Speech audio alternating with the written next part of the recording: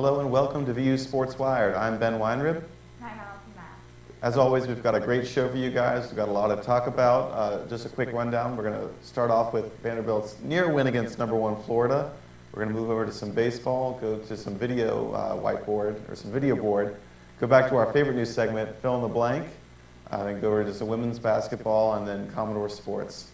Just general overview. So Tuesday's game was, I don't know if it was the biggest game of the year, but it was probably one of the most exciting ones. Vanderbilt took on the #1 team in the nation, that's Florida, now that Syracuse lost twice in a row, including to Duke. It looked like a game at first that Vanderbilt probably didn't belong in. Yeah, definitely. They got off to a really slow start. They just came out flat, and really whenever they had an opportunity to score, they just turned the ball over, which was really frustrating as a fan to see that. I think it was 9 times in the first half. Yeah, they ended up turning it over 16 times, which is their highest total in about 8 games. Florida put on a full court press to try and pressure the Commodores, and there were a couple instances where the Vanderbilt couldn't get the ball over midcourt, just 3 straight possessions, and that's just not going to get it done. That was something we saw a lot last season. I know Kevin Stallings addressed that his team just struggles so much with that press. They just can't seem to, get that last pass, or they just kind of hesitate and then it's over. But I think Carter Josephs, the walk-on, did a really nice job of breaking that press. Yeah, we've seen him come on lately, and normally it's just been the 2 guards, Kyle Fuller and Dejon Parker, playing 40 minutes a game. But now we've seen more of Carter Josephs. He's again had 9 assists against Auburn on Saturday. So he's a guy that Stallings said likes to slow down the offense and has been doing really well. One other big issue for the Commodores has been rebounding. They got out-rebounded by 9, specifically on the offensive glass. Rod Odom played 40 minutes, didn't get a single rebound. Damian Jones only got 2 rebounds. The only offensive rebounds came from Dejon Parker and Shelby Moats.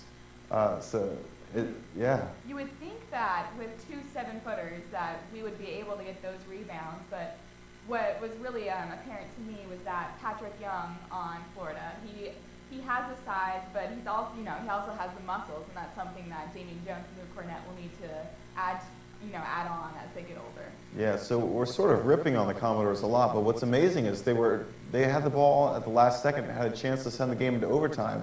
Of course, he ended up losing 57-54 when Kyle Fuller's 3-point shot clanked off the rim, but they were down 12 points with about 12 minutes to go, managed to hurry back. I think it was a 21-12 run, nearly won at the end. So at least to me, this is sort of a minor victories of sorts. Oh, definitely. When you play poorly, you still manage to lose the #1 team in the nation by 3 points. I would say that's pretty impressive. Yeah, and definitely it wasn't the best possibility, but on a sort of bell curve of possibilities of how this game could have turned out, it was probably about like 95th percentile at least. Yeah, so Vanderbilt baseball also lost twice during the midweek. It was a bad look for a team that was 7-0 coming into the midweek games. They started off losing to Western Kentucky 3-2 with Walker Buehler starting, lost the next game 8-3 to Evansville. TJ Pecoraro did not look very good, only lasted 1 1/3 innings, gave up 6 runs. Not very pretty for the Commodores. No, not at all. And I didn't expect the losses, but I certainly thought that the bats wouldn't be as hot in the midweek just because they were so effective during that weekend series against UIC. But it was really a shame because especially yesterday, with leadoff doubles, and they had men on, but just couldn't get them home. Yeah, we've known that the pitching was going to be very good on the weekends between Beatty, Miller, Fulmer, Buehler, when he was coming out of relief, and Tyler Ferguson, who's been a really big surprise to the team, throwing up to 96 miles an hour. But when we get to these midweek starts, it gets a little more shaky. Before the season, I thought that maybe we would have seen shades of sort of 2012 when the team started off kind of shaky and then picked it up as they entered SEC ball. But maybe these are some of the struggles, at least in terms of the offense, that I thought we were going to see.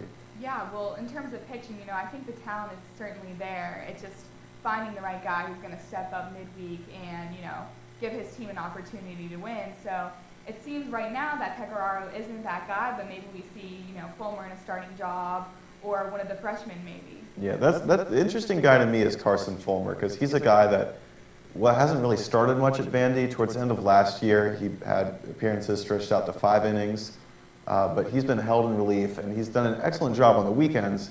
He did give up a couple runs at the end of the Evansville game, but he probably plays a bigger role to Vanderbilt being a high-leverage reliever on the weekends than being a starter in the midweek against some of these marginal teams, even like Evansville. What do you think about Kilachowski, though? He was very impressive yesterday. Yeah, so that was one of the bright spots, was the freshman lefty. Pitched 5 1/3 innings, excellent baseball, barely allowed any base runners, and maybe he's a guy that can stretch out. Of course, until Stephen Rice comes back and is healthy, they'll probably need him out of the pen since they have very few lefties with Jared Miller starting, but he's a guy to watch out for the rest of the year. Yeah, so now we're going to send it over to some video board. I'm Max Herz, and welcome to this baseball season's first segment of To the Video Board. Today, we're going to look at an absolutely incredible hustle play from Dansby Swanson in last Sunday's 12-1 Vanderbilt victory against Illinois Chicago. So here's the situation. It's the first inning of the game. We're scoreless. Dansby Swanson reaches first base on a walk. He goes to second when the starting pitcher balks for UIC, steals third base, and he ends up on third with 1 out, Xavier Turner at the plate. So Turner's job here is to get Swanson home. The infield's playing at mid-depth, so really a sacrifice fly or a hit is going to bring Swanson in here and give the Commodores an early lead. So Turner pops the ball up in very shallow right field. A runner on third should not be tagging up on this ball. But Dansby Swanson does just that. He tags the whole way. He knows he is going to score. He's ready to run. He takes Cohen by surprise. He hesitates a little bit getting the ball in because he's so shocked that Swanson is running. Dansby takes off for home, beats the throw, makes a great slide, and scores the run that puts the Commodores ahead 1-0 in a game that they would ultimately win by a final score of 12-1. Swanson sets the standard here for a great day of Commodore baseball through great hustle and hard work, something that he has shown all season as the Commodores' consistent leadoff hitter and second baseman, establishing a 9-game hitting streak through the first 9 games of the season. So this type of hustle from Swanson and the rest of the Doors is what's going to help them achieve more this season in the SEC and in the postseason, and it's these type of hustle plays that set the Commodores apart from other collegiate teams that they're going to go up against for the rest of the year. I'm Max Herz. This is To the Video Board, and we'll send it back to you guys at the desk. All right, so now we're going to start off with our fun segment, Fill in the Blank, and we're going to send it over to good friend Amanda Marco Tullio. Hey guys, I'm Amanda Marco Tullio, and this is one of our favorite segments, Fill in the Blank. So I'm going to give them a statement, and they're going to fill in with the best word or phrase that they can think of, and then I'll choose a winner. So for our first one, we have the road win against Auburn was blank. Ben, what do you think?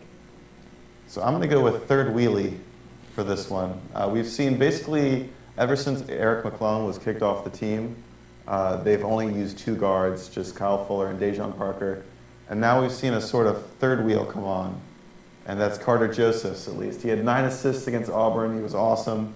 Do you know the last time a Commodore guard had 9 assists in a game? I want to say Brad Tinsley was the one who did that. No, it was the game before. But the fact that we have a point guard who can play nearly to the level of Kyle Fuller is awesome, because it's pretty rough to have guards playing 40 minutes a game, especially in the SEC. So I'm going third wheelie here. Interesting response. I was going to say that win was refreshing. It seemed like Stallings he's a proud man. He's a proud man, and at the beginning of the game, he saw that his starters weren't performing and fouls were piling up, and he said, you know what? I'm putting in the walk-ons. I'm putting in both of them, and I'm putting in 2 freshmen, and let's see what happens. And they were able to work back from a 16-point deficit and get the win. So I found it refreshing to see some new faces on the court. Although I appreciate Ben's creativity, I think I'm going to go with Allison on this one with a refreshing game. Okay. Number 2, TJ Pecoraro is blank. Allison? TJ Pecoraro, to me, is a liability. He is. You know, I remember him before he had his injury, and he was so promising, and he just has struggled so much both last season and this season, and it's heartbreaking, but right now I just don't think that we can put him on the field for, you know, expect him to pitch many innings just because he's been giving up so much runs. He doesn't have the control, and he's just been ineffective. So he's certainly a liability. All right, I'm going to go with T.J. Pecoraro is Warren Norman. Now, Warren Norman, if you guys don't remember, he was the SEC Freshman of the Year 3 years ago, football running back. He got 2,700 total yards as a freshman. His sophomore year was a little banged up, got 1,500 total yards, and then last year he was down to 129 yards and ended up retiring before his senior year. Extremely promising, down to just not even playing. Pecoraro was really similar his freshman year. He had an ERA just 1.59, had to undergo Tommy John surgery, ended up coming back at the end of his sophomore year, had a 3.40 ERA, up to 5.97 last year, and it skyrocketed again this year. And it's in the 20s, I think. It's a little sad. Yeah, it's well into the double digits. So it's sad to see promise go this way, but T.J. Pecoraro is basically the baseball version of Warren Norman. I like that comparison, Ben. I'm going to give you the point for that one. I knew that was an automatic win. Okay. I told you. And our third question is, Jordan Matthews should be blank about his combine. Ben? I'm going to go with no word. He should be about his combine. That's something that I've loved. Coach Mason has said a lot. If you want to be about it, if you want to talk about it, you got to be about it. So Jordan Matthews got to be about that combine. It was really impressive. He had the biggest hand among all wide receivers, 10 3/8 inches across. He had a 4.46 40, and that was the big concern for him, is people thought he wasn't going to run fast enough. I mean, Kelvin Benjamin from Florida State ran a 4.6 40. Matthews is a guy that I think impressed a lot of people. He should be about his combine. Another interesting response. Pardon my California English, but I'm going to say that Jordan Matthews should be stoked about his combine. A lot of people, he obviously has proven himself with SEC records and stuff, but still going into this combine, a lot of people were doubting him just because they're saying he's not fast enough, he doesn't have the length, and I think that this combine gave him an opportunity to prove himself and prove his worth, and he did that. All right, this is a tough one. Agreed that Jordan Matthews should be really excited about his performance. I think I would probably use the word stoked, though, so Allison's going to win this one. Thanks, guys.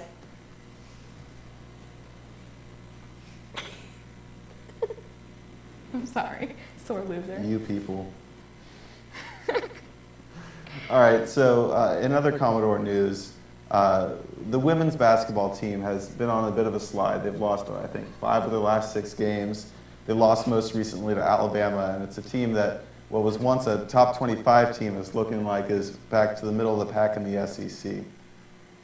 Did you see anything specifically out of that game? You know, it's kind of like the T.J. Pecoraro situation, where it really is heartbreaking because there's so much promise there. And I guess the thing that has stood out the most for me is that Jasmine Lister has just not been playing like herself at all. So the entire team really was flat against Alabama, and usually she's someone who can kind of bring energy to them and help direct that offense, and she just hasn't been doing that. Yeah, it's been a bit of a slide for the team. It was really exciting to see the big wins at home against Tennessee, and now not so much. Maybe it's the men's team that's the more exciting team at this point after that near win against Florida. But you know, it's senior night tonight for the Lady Doors, and Christina Fogarty and Jasmine Lister are our only 2 seniors, so maybe they'll step up and get a last win in Memorial Gym. Yeah, it would be nice to see again. We need that third guard to step up, not necessarily guard, a third player to step up. Yeah. I think we've seen Morgan Beatty a little bit. Maybe it's her turn to step up, but Jasmine Jenkins too has made herself known too. Yeah. So then we have some other sports from around Commodore Sports. Yeah. Unfortunately, men's tennis lost this past weekend to number 33 Michigan, so there's hitting a little bump in the road as well. But however, women's swimming at the SC Championships, they set 15 records, which is impressive. Still didn't finish well, just because the SEC is a powerhouse in swim, and in addition to that, we don't have a diving team. So, but maybe breaking 15 records will encourage the university to, give us a diving team so we actually can be competitive. Yeah, so for the uninitiated, the swimming team is a rather new team. So about every race, they break a new record. So take that new record in context, and Exactly. the clarification for that diving team thing is Vanderbilt does not have a diving team, which means they start off every single match automatically down, I think, about 20 points, which is a lot.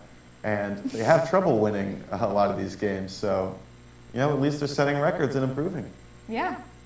Yeah, so for Allison, for Amanda, I'm Ben, and that'll do it for us at VU Sports Wide. We'll see you next week.